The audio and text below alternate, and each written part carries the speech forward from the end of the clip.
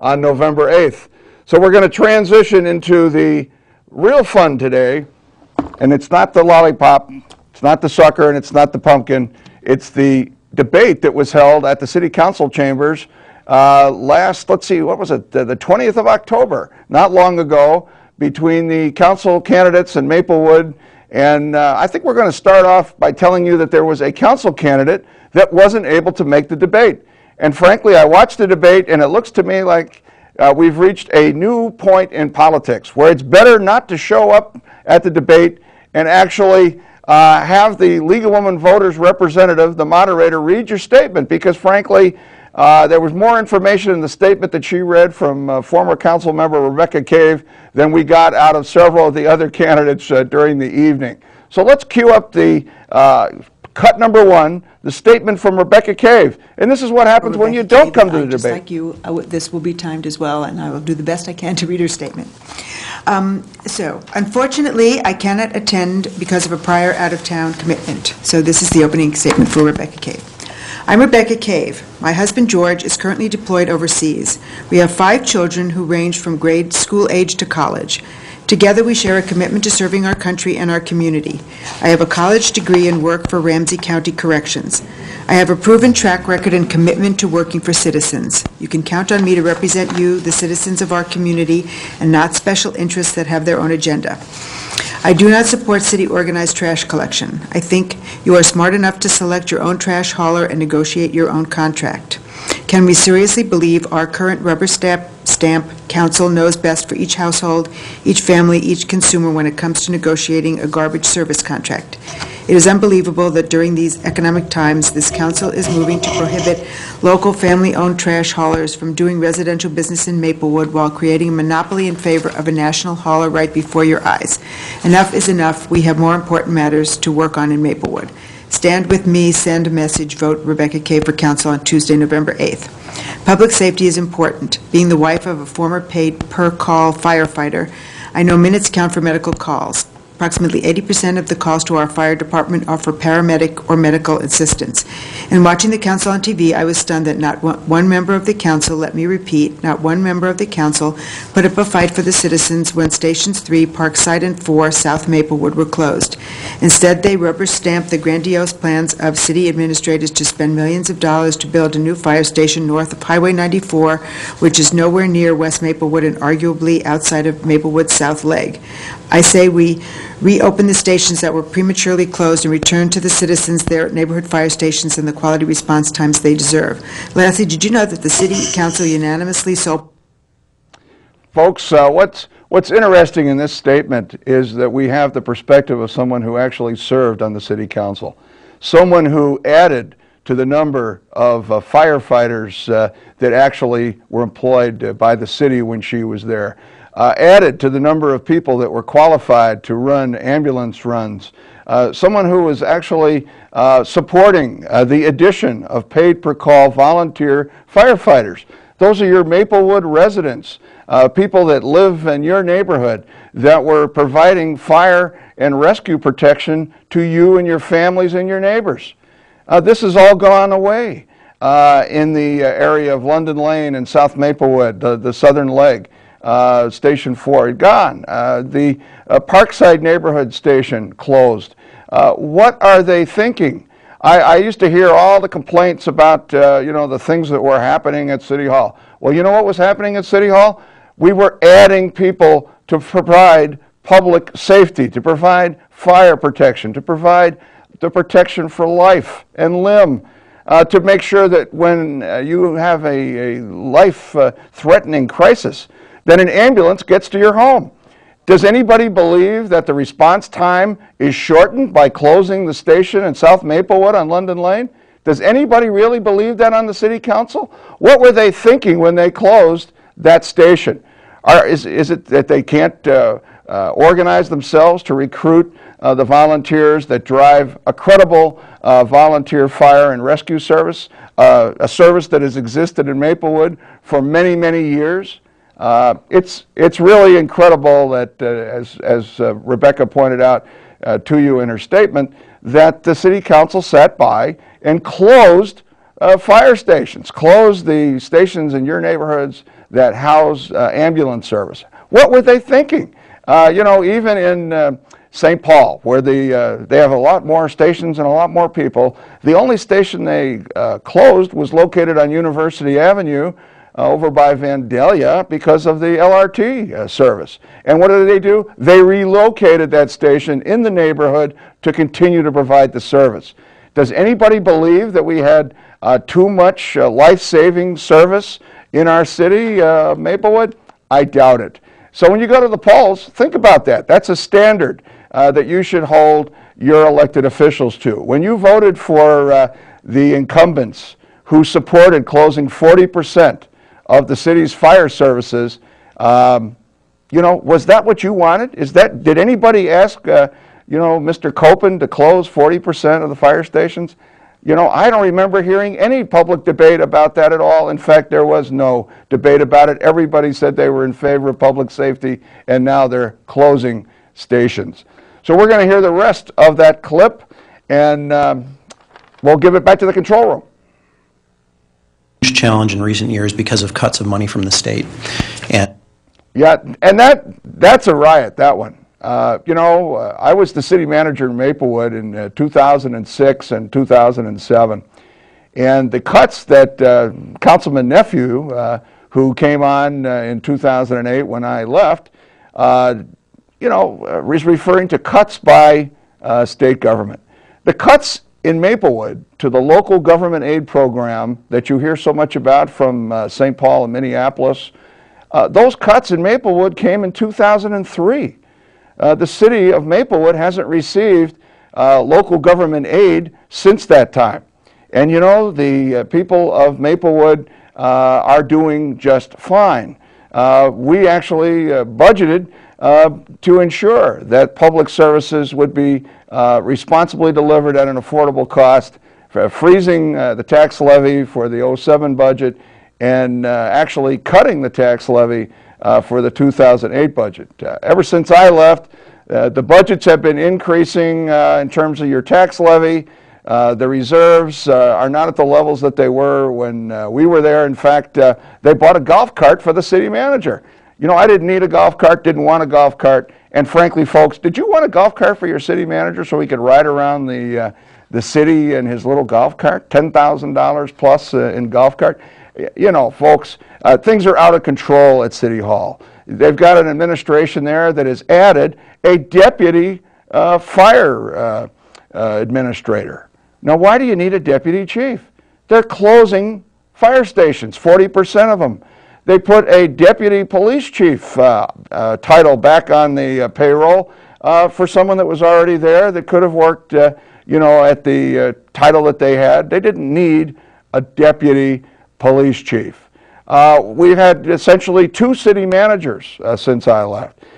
Do you need 2 city managers in a city of Maplewood size? I doubt it. The overhead and costs that have been driven by this administration to spend money, to spend on the reserves, to blow the budget, to raise taxes, is documented and historically wrong. Let's go to another clip. This is about the trash issue. I got to tell you, I was mayor for 6 years, and I've said this, that I don't think someone asked me about trash 2 times in 6 years.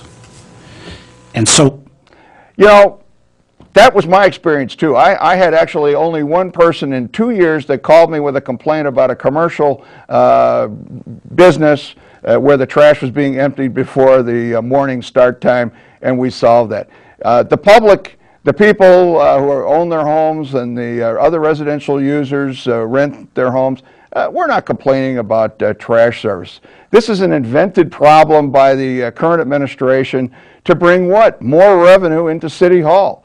You've got families in Maplewood that have been running a business arrangement where you decide who you want to have pick up your trash for many years. You have the choice. You decide if the service is at the rate that you want to pay, that the service level is good, that they take care of any complaints that you have, that they're on time, that they pick up what you put out. You're the judge of the service. You make the call. You pay the bill. When you have a city situation where the city gets in the middle of something like this, that all changes. You know, in Chicago, where the new mayor is the former chief of staff of the Obama White House, Rahm Emanuel, Rahm Emanuel is reforming trash service. He wants the city of Chicago out of the trash business. They've got 50 city wards in Chicago, and they've got 3 people in each ward that earn over $100,000 a year each to manage the trash service in each ward. Now, is that ridiculous? Well, of course it is. We've got basically 4 family businesses in Maplewood that take care of the needs of the citizens of this community. Why do you need City Hall sticking itself between you and your trash hauler? Essentially, the city has decided to essentially fire all the family businesses and hire a multi-billion-dollar corporation from Arizona. In fact, I've got their phone number, and I'll give it to you later if we have time, where you will be calling the Allied Waste Systems owner, which is Republic Services of Phoenix, Arizona. You know, you guys know Mr. Tennis. You know the other providers in town. You don't need somebody from Arizona sending you the bill for your trash collection. Let's go to the next clip where Mr. Cardinal is talking. Number 5. Public parkland. Is there any particular parcel you had in mind? That's all it said. That's the question. Do you support the selling of public parkland? I guess it's the question. If there's a particular parcel they want to talk about, it'd be one thing, but just to say that I'm a little... Typically, we don't sell parkland unless there was excess property that we acquired one time that we no longer need. That happened quite a few years back. When Bruce Anderson was Park and Rec Director, we had a parcel that, a small parcel that was bought for parkland at one time, but was never. All right, well, that was Councilmember Marv Copen, and he's speaking about the parkland issue. The question was, should the city get involved in the sale of parkland? And he took a while to get going on his answer and then told you about how they'd previously sold parkland when he was there. The next clip is former Mayor Bob Cardinal, who's on the ballot on November 8th, clip number 5, and he has another idea.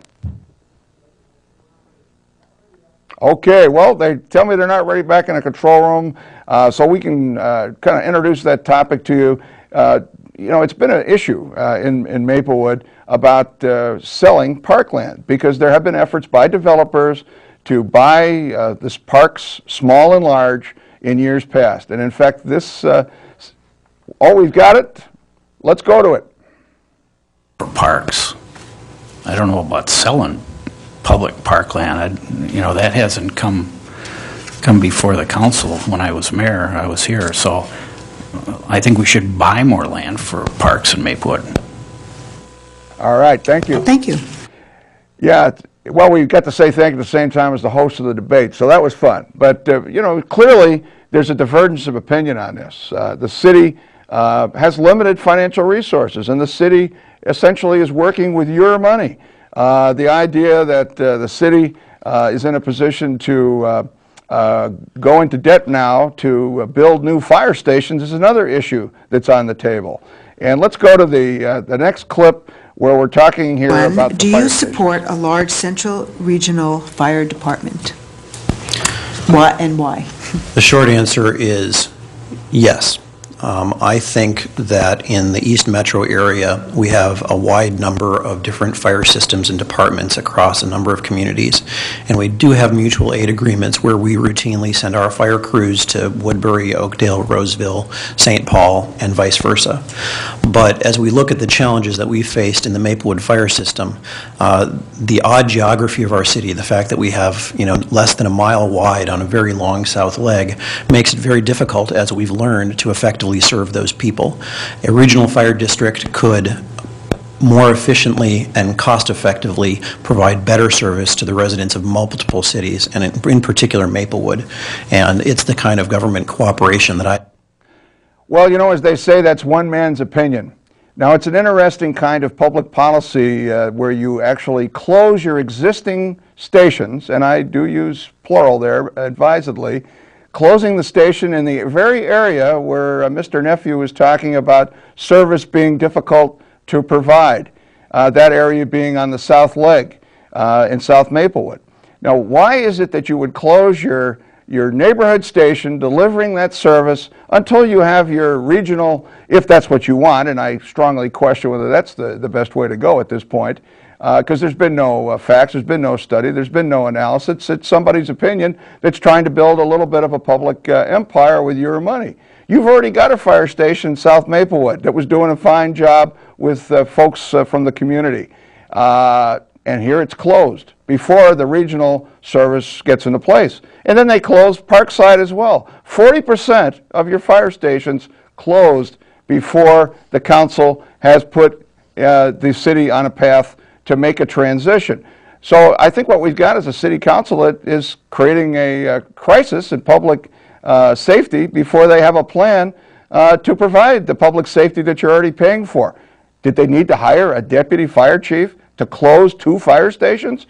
I mean, how absurd is this? Do they think that people actually believe that any of this is good government? Let's go to the next clip where Mr. Cardinal talks about number 9, where Mr. Cardinal... Stop what's going on with the fire departments right now and the property and the lands and selling the lands, or they close the fire station at Parkside and down on London Lane. So I think we should stop and take a breath and engage the residents and see what they want instead of just proceeding on to a regional system. I think that collaborative dealing with fires is a good thing. I think we should share equipment and share personnel. And I think that there's that reciprocal activity going on right now. I know it happens with the police department.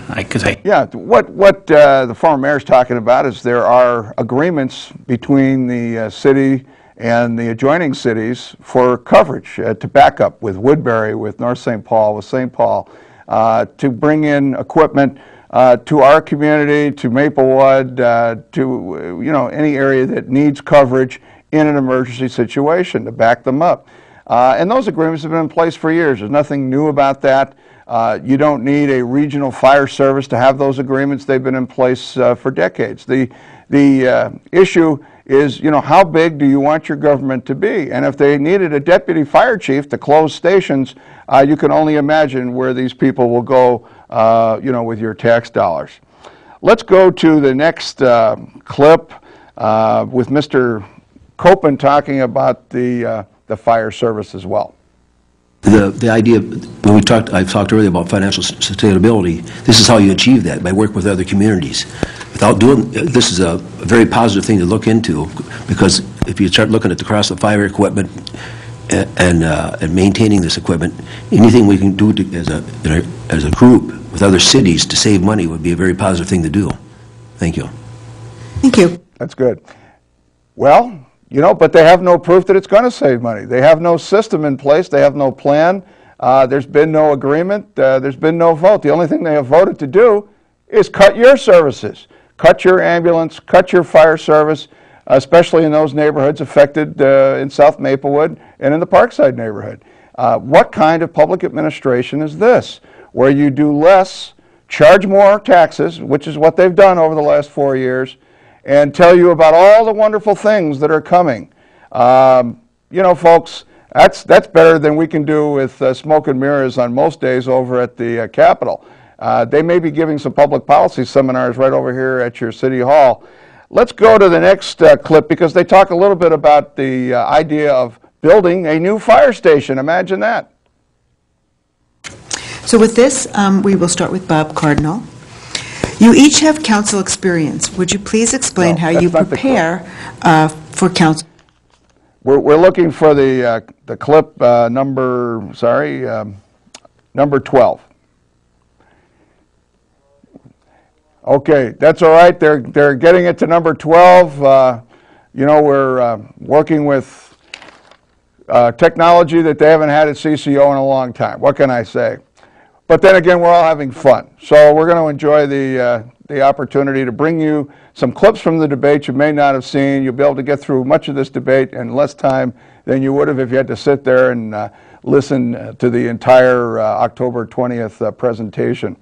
And why this is of interest to you is, of course, that if you own property in Maplewood, the plan is to spend a lot of cash to build a new fire station.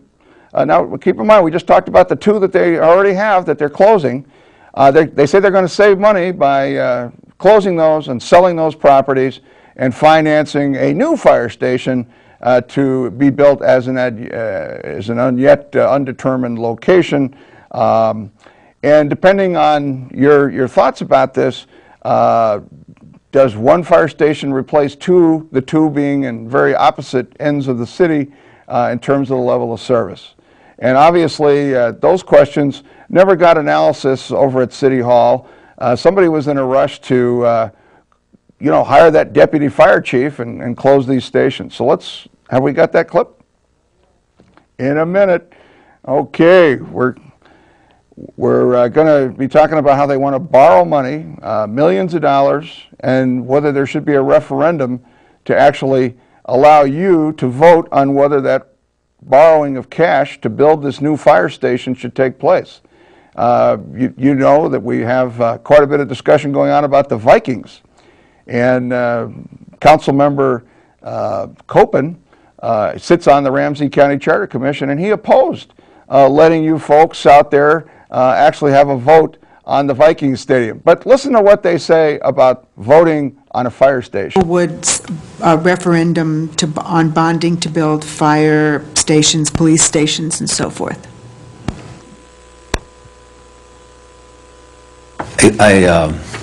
I favor doing referendums. This way the public gets a chance to participate in this.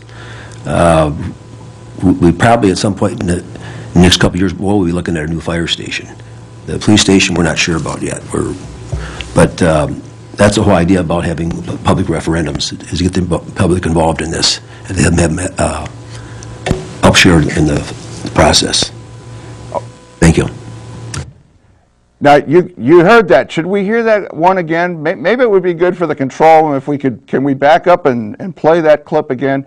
Because we have Councilman Copen who says you should have no vote on a $675 million, 30-year sales tax, an additional 0.5% sales tax on everything you buy where sales tax applies in Ramsey County, and yet he says you should vote on whether we have a new fire station, and catch his language, in a couple of years we might need one.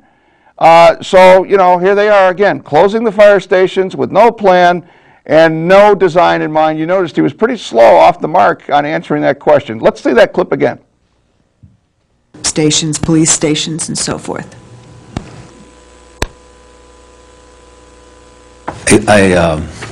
I favor doing referendums. This way the public gets a chance to participate in this. We probably at some point in the next couple of years will be looking at a new fire station. The police station we're not sure about yet. But that's the whole idea about having public referendums, is to get the public involved in this and have them.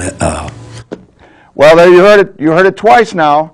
He thinks it's good to get the public involved. Well, what issue is on the front page more in the last 2.5 months than the Viking Stadium? He sits on a board, the Ramsey County Charter Commission, of which Councilmember Copen has been a member for, I guess he's into his second term, so every bit of 4 years. He's well into year number 5. And he decided not to let you folks out there, you voters that pay the bills, pay the sales taxes, that'll fund this Ziggy Wolf Stadium, but yet it's okay to have a referendum on $10 million for a Maplewood fire station that one day may be built to replace 2 fire stations that have been closed. The brilliance of this public policy is incredible. Let's go to the next clip on trash hauling, because actually the former mayor of the city thinks you should have had an opportunity to vote on trash hauling. that I'm entirely ready to commit on this issue to a position. And the reason Yeah, well, there you go. That was Mr. Nephew on actually not being ready to commit with regard to the voting on a trash, or excuse me, on the fire station $10 million plan. Well, there's a profile in courage. Let's go to Mayor Cardinal. Are we still trying to get there? Number 14. Can we get to number 14? Okay, well, we're trying to get to clip 14. This is the clip where former Mayor Cardinal is suggesting that there should have been a vote with regard to whether to entertain private trash hauling that we currently have in the city of Maplewood, where you select the trash hauler that is being attempted to be taken over by the city of Maplewood. We got it? Have done a referendum on this trash hauling. They had a whole year to bring that about. I mean, they could have done a referendum, and it could be on the ballot right now, and should be on the ballot right now. As far as Well, there you have it. You know, some people don't want to let you vote on a stadium, $675 million, 30-year additional sales tax levy of 0.5% on everything you buy in Ramsey County. Then there's other people that say, well, on $10 million for the local fire station construction fund, they'll give you an opportunity to vote. And then there's other people, Mr. Nephew, who says he hasn't decided yet, he doesn't want to make a commitment on that issue. And, you know, obviously, former Mayor Cardinal thinks, well, sure, you should have an opportunity to vote on that, but you should also have had an opportunity to give an advisory opinion to the city council before they cram this private trash hauling being taken away down your throat for a city system that nobody asked for a private, to substitute for the private system that's not broken. The last clip that we have here talks about the elections. Let's go to clip 17. This is also former Mayor Cardinal, who's wondering why in the city monthly newsletter there was not one word mentioned about the election for city council on November 8th. Why would they put out a newsletter going to every house and not have that information included in the city newsletter? And that was the question that Mr. Cardinal, the former mayor, was asking go ahead. better. Everybody gets this in the mail. It's called the Maplewood Monthly. This is the October issue for this month. You will not find one word in this monthly issue about the election that is taking place right now. Not one word. So when I talk about off balance, lopsided, or whatever, I'm speaking to having the balance in the council. There's no balance in the council, and there has to be communication about the immigrants. I'll address that in a moment. But for this to appear without any mention of the election that's occurring, that is either the city manager is incompetent or he is instructed not to put something in this monthly newsletter. And yeah, I have to say the former mayor has a good point. As a fellow who edited, along with other staff members, the monthly newsletter for 2 years almost, 22 months I think it was, we certainly included information about elections. We included pieces from the folks, you know, and the issues that were at hand. So not to do that is amazing. We're going to close with one final cut, cut 21. This is the cut where Mr. Copen says that you can have a referendum on a stadium if you can get 28,000 signatures. I don't know if we're going to, maybe we won't have time for that one, but okay, we don't have time for that one. That means you're going to have to tune in next week and see the next show, and we can show that clip to you. But frankly, there was a question asked at the debate, would you favor putting the question of a Viking stadium on a referendum, and Mr. Copeland said, well, if you can collect 28,000 signatures, you can put it on a referendum. You know, folks, we don't need that kind of attitude in our public officials. So don't be a sucker. Have a good Halloween. We'll see you soon. Enjoy your opportunity at the door to quiz your politicians about what they are really going to let you vote on and how they're going to spend your money on your services. And don't let them close any more